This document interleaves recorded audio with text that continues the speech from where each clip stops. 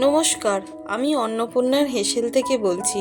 আমার চ্যানেলে আপনাদের সবাইকে স্বাগত জানাই। আজকের রেসিপি হলো কম তেল মশলা দিয়ে এঁচোড়ের তরকারি। এঁচোড়ের তরকারিটা করার আগে এঁচোড়টা ভালো করে কেটে পরিষ্কার করে ধুয়ে নুন হলুদ দিয়ে আমি প্রেসারে একটা সিটি দিয়ে রেখেছি। আলুটা আমি ডুমো ডুমো করে কেটে ধুয়ে রেখেছি।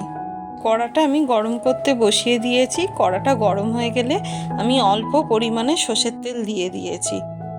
এবারে সর্ষের তেলটা গরম হয়ে গেলে সর্ষের তেলের ওপর কাটা ধুয়ে রাখা আলুগুলো ছেড়ে দেবো।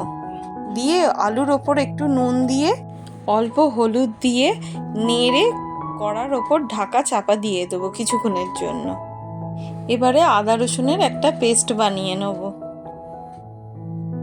কিছুক্ষণ পর ঢাকাটা খুলে দিয়ে আলুগুলো আবার একটু নেড়ে দিচ্ছি। একটু ভাজা ভাজা মতন করে নিলাম। আলুটা আমার হালকা ভাজা হয়ে গেছে এবং আলুটা আমার সেদ্ধও প্রায় হয়ে গেছে। এবার একটি পাত্রে আমি আলুগুলো তুলে নিলাম। ওই তেলের ওপর আমি আবার একটু সর্ষের তেল ঢেলে দিলাম। তেলটা গরম হয়ে গেলে তেজপাতা, গরম মশলা ফোড়ন দিয়ে দিলাম। দিয়ে কুচনো পেঁয়াজগুলো দিয়ে একটু নাড়াচাড়া করে ভেজে নিলাম। পেঁয়াজটা ভাজা হয়ে গেলে এর মধ্যে আমি আদা রসুন বাটাটা দিয়ে দিলাম। গ্যাসটা আস্তে করে মশলাটা ভালো করে ভেজে নিচ্ছি। ভাজা হয়ে গেলে এর মধ্যে আমি গোটা টমেটো একটা দিয়ে ভালো করে নেড়ে নেব।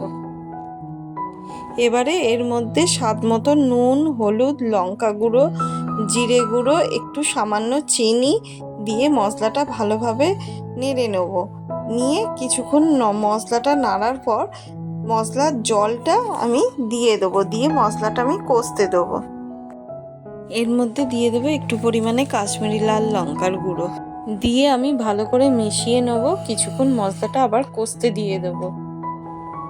মশলাটার মধ্যে দিয়ে তেল বেরিয়ে গেলে আমি ভাজা আলুগুলো ওর মধ্যে দিয়ে দেবো।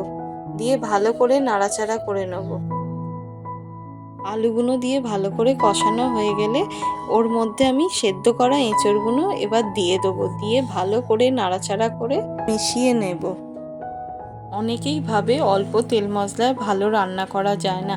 আপনারা আমার মতন করে রান্না করবেন, দেখবেন অল্প মশলাতেই ভালো রান্না হয়।